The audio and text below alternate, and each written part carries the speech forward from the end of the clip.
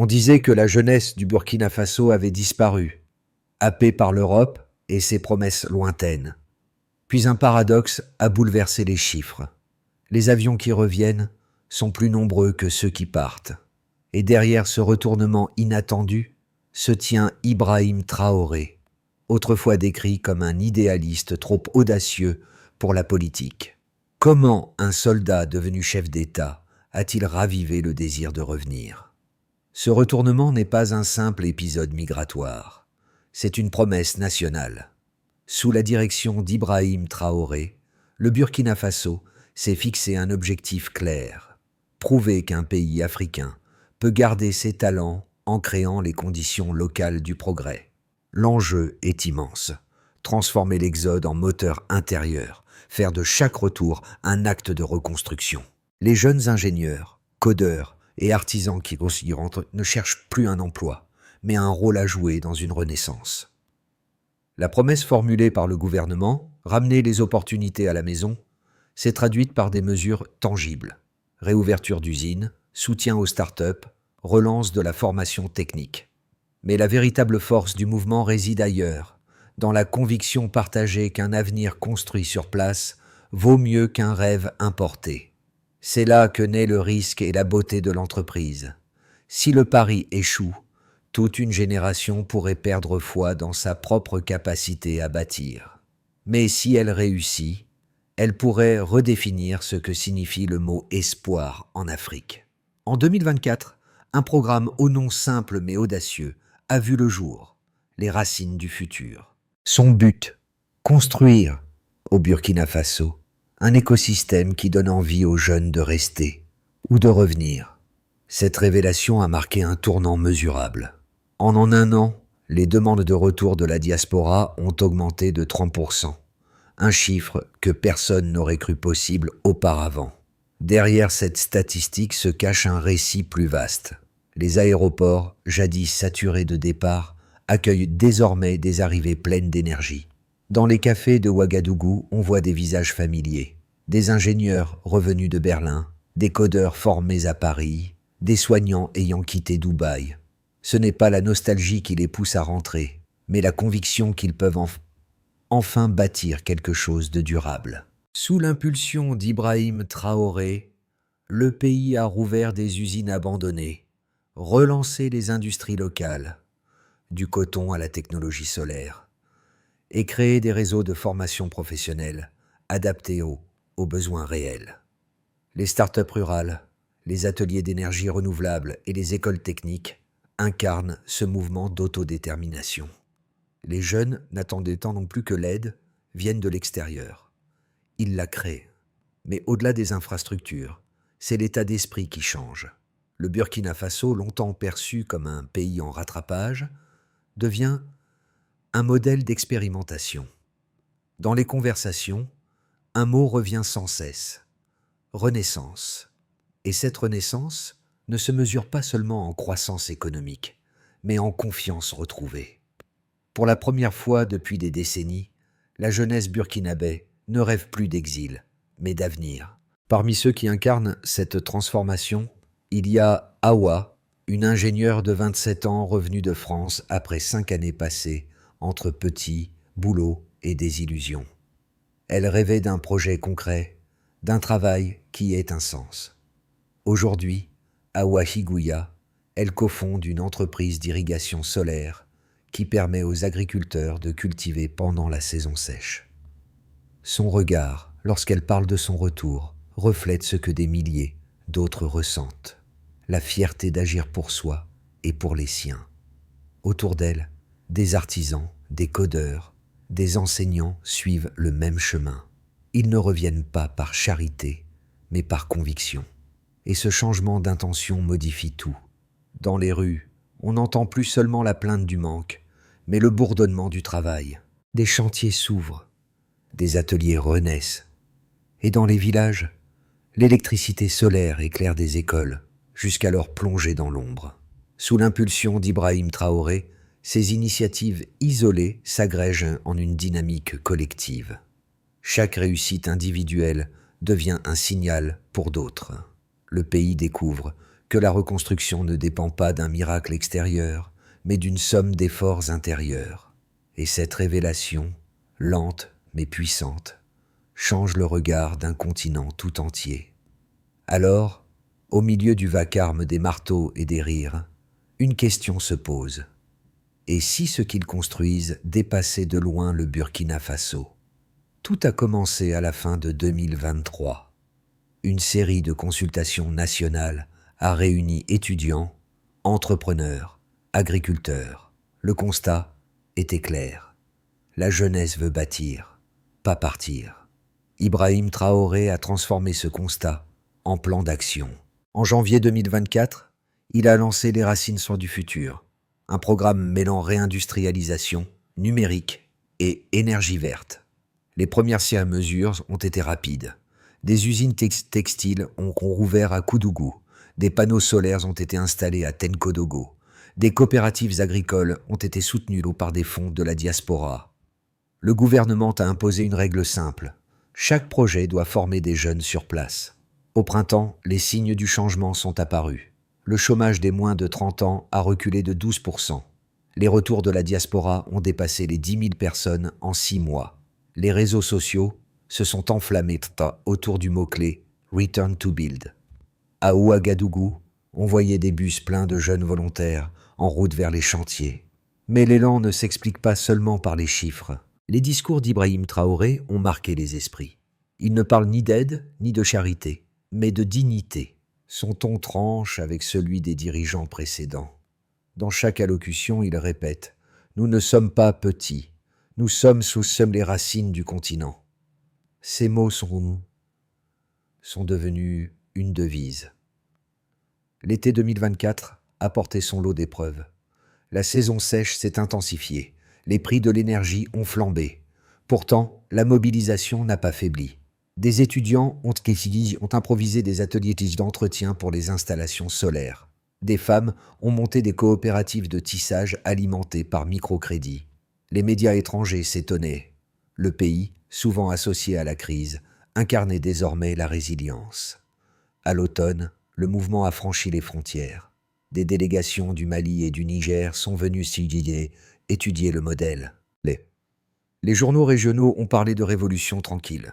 Pour la première fois, le mot « Burkina » est devenu synonyme d'espoir. Et quand est arrivée la fin de l'année, le constat s'est imposé. Ce n'était plus un projet gouvernemental, c'était une dynamique populaire. Ceux qui, hier, fuyaient le pays en quête de stabilité, le défendent aujourd'hui comme un laboratoire du futur africain.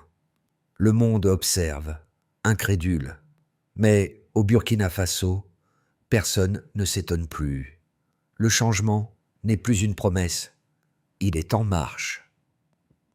Les premiers résultats du programme « Les Racines du futur » sont venus confirmer ce que beaucoup pressentaient. La transformation du Burkina Faso ne repose pas sur un mythe, mais sur des faits. En 2024, le pays a enregistré une hausse de 27% de l'emploi industriel local, une progression inédite depuis plus de 20 ans. Chaque usine rouverte génère en moyenne 50 postes permanents, formant des jeunes sans expérience préalable. Ces chiffres ne sont pas spectaculaires à l'échelle mondiale, mais dans un pays enclavé, ils représentent une rupture. Plus de 45 millions de dollars ont été transférés par la diaspora, non plus à des familles, mais à des projets productifs, start-up, coopératives, initiatives agricoles. Ibrahim Traoré l'a résumé ainsi. L'argent envoyé ne nourrit plus seulement, il construit. Cette mutation du rôle de la diaspora est sans précédent. La confiance revient, et avec elle, un capital patient, enraciné. Plus de 12 000 étudiants ont intégré les nouveaux instituts de formation professionnelle créés à Bobo-Dioulasso et Ouagadougou. Leur apprentissage ne se limite pas au manuel. Ils participent directement à la construction de centrales solaires, de systèmes d'irrigation, de plateformes numériques locales. Le ministère de la Jeunesse parle d'un effet multiplicateur. Chaque élève formé transmet ses compétences à 3 autres. Ces données révèlent une dynamique rare, celle d'une nation qui apprend à compter sur elle-même. Là où l'aide internationale s'épuisait dans les rapports, le travail local produit des résultats visibles. Des villages autrefois isolés sont aujourd'hui connectés par des réseaux d'énergie renouvelable. Les marchés nocturnes s'étendent. Les écoles restent ouvertes plus tard. Les hôpitaux fonctionnent sans interruption. Ibrahim Traoré l'a déclaré dans un discours adressé à la jeunesse. Ce que nous voyons, ce n'est pas un miracle économique. C'est la preuve que la foi en soi a un rendement. La productivité agricole a augmenté de 18%. L'exportation de produits finis a doublé. Et la part d'énergie solaire dans la consommation nationale dépasse désormais 30%. Ce que d'autres appellent utopie, le Burkina Faso l'appelle méthode. Et cette méthode, fondée sur la responsabilisation, pourrait bien devenir un modèle de référence pour toute l'Afrique de l'Ouest. Toute révolution suscite la controverse. Certains observateurs étrangers affirment que le modèle d'Ibrahim Traoré repose sur un volontarisme risqué, dépendant d'une ferveur nationale difficile à maintenir. Ils redoutent qu'à défaut de partenaires internationaux solides, le pays ne s'isole, voire ne retombe dans ses fragilités structurelles. D'autres estiment que la renaissance burkinabé repose trop sur le charisme d'un seul homme. Ces arguments méritent d'être entendus. Le scepticisme n'est pas sans fondement. De nombreux précédents africains ont montré la fragilité des réformes portées par un leader visionnaire. Mais dans le cas du Burkina Faso, les faits se contredisent partiellement ces craintes. D'abord parce que les transformations en cours ne sont pas centralisées. Elles émanent de communautés, d'entreprises locales, d'associations indépendantes du pouvoir. La structure de l'action publique se déploie horizontalement, non verticalement. Ensuite, la coopération n'a pas disparu. Elle s'est redéfinie. Plutôt que de dépendre d'aides conditionnées, le gouvernement choisit des partenariats à échelle égale, notamment avec l'Afrique du Sud et le Ghana. Ce glissement stratégique de l'assistance vers la co-création traduit une maturité nouvelle dans la diplomatie africaine. Enfin, la résilience du modèle repose sur l'éducation et la transmission. Chaque école technique, chaque atelier, forme des relais humains capables de continuer même sans impulsion centrale. C'est ce réseau de compétences diffuses qui constitue la véritable garantie de continuité. Ainsi, la question n'est plus de savoir si le projet survivra à un homme, mais s'il pourra résister aux doutes. Jusqu'à présent, les résultats parlent d'eux-mêmes. Malgré les défis économiques, la confiance ne recule pas. Les jeunes continuent d'affluer vers les centres de formation. Les entreprises locales s'exportent et le pays gagne en autonomie narrative. Le Burkina Faso n'attend plus qu'on parle de lui. Il écrit sa propre réplique. « Nous ne sommes plus ceux qui partent », déclare Ibrahim Traoré. 8 mots, une phrase qui résume tout un bouleversement. Au cœur de 2025, ce message se propage comme une onde dans tout le Sahel. Des radios communautaires le diffusent en boucle, des hashtags l'amplifient, des jeunes le reprennent sur les murs d'école. Cette révélation marque un basculement symbolique. Le départ n'est plus synonyme de salut, mais d'abandon. Les retours, eux, deviennent des gestes d'affirmation. Les villages longtemps silencieux s'animent. Les chantiers bruissent de voix jeunes. Et dans les universités, les cours sur le développement venu de l'intérieur se multiplient. Les analystes étrangers, d'abord sceptiques, reconnaissent un tournant inédit. Un pays d'Afrique subsaharienne redéfinit la migration comme un cycle de retour. Ce n'est plus un phénomène subi, mais un choix stratégique. Et pour la première fois depuis des décennies, la fierté nationale ne s'oppose plus à la modernité. Le Burkina Faso montre qu'un peuple n'a pas besoin de fuir pour avancer. Il lui suffit de croire qu'il peut construire. Chez les agriculteurs, l'accès à l'énergie solaire et au système d'irrigation intelligent a multiplié par 2 la productivité dans plusieurs provinces. Des coopératives autrefois dépendantes des pluies aléatoires exportent désormais leurs produits vers les marchés voisins. Le revenu moyen des exploitations a augmenté de 25%, réduisant l'exode rural pour la première fois depuis une génération. Du côté des entreprises, un changement de mentalité s'opère. Les investisseurs locaux, longtemps prudents, s'allient à la diaspora pour financer des startups dans les secteurs de l'agrotech et des services numériques. Une nouvelle génération d'entrepreneurs burkinabés émerge, motivés non par le profit rapide, mais par l'impact durable. Les incubateurs régionaux à Ouagadougou et Bobo-Dioulasso affichent complet et des firmes africaines de capital risque s'y installent. Pour les citoyens ordinaires, la transformation est visible. Les quartiers urbains, jadis plongés dans l'obscurité, sont aujourd'hui éclairés par l'énergie solaire locale. Les écoles nocturnes accueillent des enfants qui n'avaient jamais pu étudier le soir. Les hôpitaux disposent enfin d'une alimentation électrique continue. Ce progrès, concret et quotidien, donne chair à la promesse initiale d'Ibrahim Traoré: rendre la dignité mesurable. Les pays voisins, Mali, Niger, Ghana, observent le modèle burkinabé avec un mélange d'admiration et d'envie. Des forums conjoints émergent, cherchant à adapter cette approche d'autonomie à leur propre réalité. Le sommet de Ouagadougou, tenu fin 2025, a officialisé la création d'un réseau sahélien pour le développement endogène. Mais au-delà des chiffres, c'est le regard extérieur qui change. Les médias occidentaux, qui jadis associaient le Burkina Faso à la crise ou à l'instabilité, découvrent un pays qui innove, forme, inspire. Les reportages s'attardent désormais sur des portraits de jeunes bâtisseurs, d'enseignantes rurales, de techniciens solaires. La fierté n'est plus un mot creux, elle se lit sur les visages. Et pourtant, Ibrahim Traoré le répète: nous ne sommes qu'au début.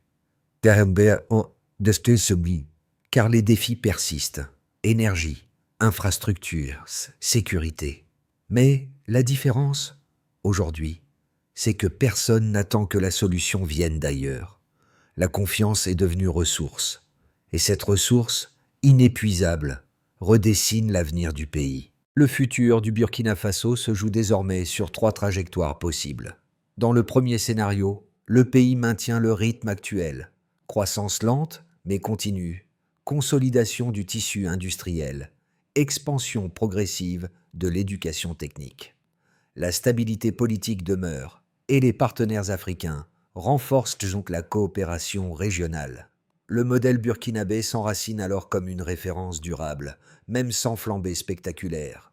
Dans un scénario plus ambitieux, les investissements étrangers, notamment venus des États-Unis et de l'Afrique du Sud, s'accélèrent, dopés par la visibilité internationale d'Ibrahim Traoré. Les programmes de formation doublent. La production solaire atteint 50% des besoins nationaux. Et le pays exporte son expertise en ingénierie rurale. Le Burkina Faso devient un centre d'innovation sahélien, attirant des chercheurs et des startups régionales. La dynamique dépasse les frontières et redéfinit la place de l'Afrique de l'Ouest dans l'économie mondiale. Mais il existe aussi un scénario plus sombre. Les tensions sécuritaires regagnent du terrain, la fatigue économique s'installe et la confiance populaire s'érode. Sans investissement stable, le pays risquerait de ralentir sa transition et de perdre une partie de sa jeunesse à nouveau. Mais même dans ce cas, les structures créées, écoles, ateliers, réseaux de solidarité, resteraient comme un socle difficile à effacer. Quelle que soit la trajectoire, une leçon se dégage. Le succès ou l'échec ne dépend plus de l'aide extérieure, mais de la capacité interne à s'ajuster. Ibrahim Traoré l'a résumé dans un discours. L'avenir ne se prédit pas, il se construit, pas à pas, sur ce que nous choisissons de maintenir. Le récit burkinabé touche désormais les consciences. Dans les rues de Ouagadougou, les étudiants citent Ibrahim Traoré comme un symbole d'audace. Dans les campagnes, les familles voient en lui un signe que le courage peut être collectif. Chaque groupe social trouve un écho différent dans cette histoire. Pour la jeunesse urbaine, c'est une leçon d'autonomie. Les jeunes codeurs, designers, mécaniciens découvrent que la réussite n'exige plus l'exil. Ils ne rêvent plus de Berlin ou Paris, mais de Bobo Dioulasso ou Kaya. Leurs ambitions deviennent locales, leurs modèles également. Pour les communautés rurales, c'est une promesse d'inclusion. Les programmes d'irrigation et de formation leur donnent accès à des outils concrets. Le progrès n'est plus une abstraction lointaine. Il se voit dans la lumière d'une ampoule, dans la récolte d'un champ ou dans la voix d'un enfant qui apprend à lire la nuit. Pour les enseignants et les femmes entrepreneurs, c'est une réhabilitation morale. Elles se sentent enfin reconnues comme actrices du changement, non comme bénéficiaires passives. Et pour tous, c'est une émotion nouvelle, celle de participer à un récit collectif. Le Burkina Faso, longtemps spectateur du destin africain, en devient auteur. Cette appropriation du futur change la manière dont chacun se perçoit, non plus comme survivant, mais comme bâtisseur. La méthode du Burkina Faso repose sur 5 étapes. D'abord, consolider les infrastructures énergétiques. Chaque région doit produire au moins 30% de sa propre électricité d'ici la fin de l'année prochaine. Cela réduit la dépendance et renforce la sécurité économique. Ensuite, renforcer la formation technique. Les instituts de Bobo Dioulasso et Ouagadougou deviennent des pôles régionaux. L'objectif, 20 000 jeunes formés par an, tous secteurs confondus. Puis, encourager la co-création régionale. Les accords avec le Ghana et le Mali prévoient des corridors d'innovation partagés. Les projets transfrontaliers seront financés par des fonds conjoints africains. La 4e étape est d'accélérer la digitalisation des services publics. La modernisation administrative réduit la corruption et favorise la transparence. Chaque citoyen doit pouvoir créer une entreprise ou déclarer ses impôts depuis son téléphone portable. Enfin, valoriser la production locale. Les labels « Fabriqués au Burkina » et « Tech du Sahel » certifient désormais la qualité nationale. Le gouvernement vise une augmentation de 40% des exportations de produits finis en 2 ans. Cette feuille de route n'est pas une utopie, c'est un engagement mesurable. Comme l'a dit Ibrahim Traoré, nous n'attendons plus que l'avenir vienne à nous. Nous le construisons, ligne après ligne. Et dans les chiffres comme dans les visages, cette détermination se lit déjà. Le soir tombe sur Ouagadougou. Dans une école illuminée par l'énergie solaire, Awa, l'ingénieur revenu de France, observe les enfants qu'elle aide à former. Leur rire résonne comme la preuve silencieuse d'un pari gagné. Ce qu'elle a reconstruit n'est pas seulement un système d'irrigation, mais une idée du possible. Ibrahim Traoré, lui, poursuit son chemin avec la même conviction calme. Il n'a jamais prétendu sauver un peuple. Il a simplement proposé d'y croire ensemble. Et c'est peut-être là le secret de cette renaissance. Avoir transformé la foi individuelle en puissance collective. Dans les villages comme dans les capitales, le mot Burkina n'évoque plus la fuite, mais la force. Les racines qu'on croyait arrachées se sont ancrées plus profondément que jamais. Et dans le regard d'une jeunesse debout, un message s'impose. L'avenir ne s'emprunte pas, il se bâtit. L'histoire du Burkina Faso n'est plus celle d'un pays à reconstruire, mais d'un continent qui se réveille. Chaque retour, chaque initiative, chaque étincelle de courage ajoute une pierre à ce nouvel édifice africain. Et si ce modèle inspire déjà le Ghana, le Sénégal ou l'Afrique du Sud, il reste avant tout un appel à responsabilité. Ibrahim Traoré l'a rappelé lors du sommet de Dar. Nous n'avons pas besoin d'être nombreux pour être puissants, mais d'être unis pour durer. Chesmotz ne s'adresse pas qu'aux Burkinabés, mais à tous ceux qui croient qu'un autre récit est possible, car la véritable révolution n'est pas dans les discours, mais dans la continuité des gestes. Enseigner, construire, partager, créer. C'est ainsi qu'une nation écrit son avenir, non dans le fracas, mais dans la persévérance. Alors, une question demeure, ouverte, nécessaire. Et nous, spectateurs de ce renouveau, serons-nous de ceux qui regardent ou de ceux qui bâtissent ?